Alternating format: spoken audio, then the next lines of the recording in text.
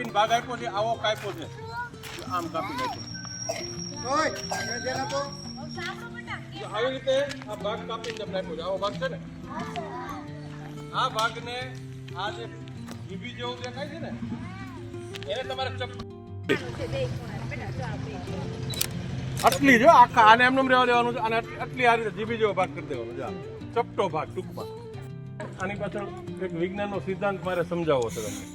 તમે જે કઈ સાંભળો છો કાનેથી, સંભળાય છે ને, કાનથી સંભળાય, તો શું કામ સંભળાય છે?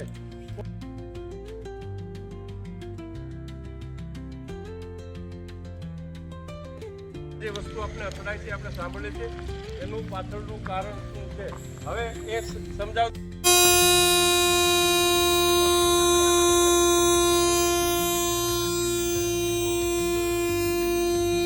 જે કઈ સંભળાય છે એ શું છે?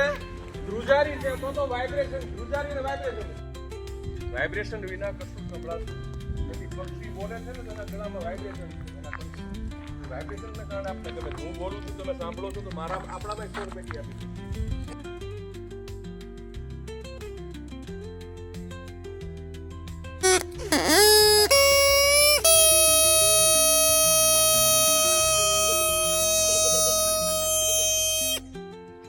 લંબાઈ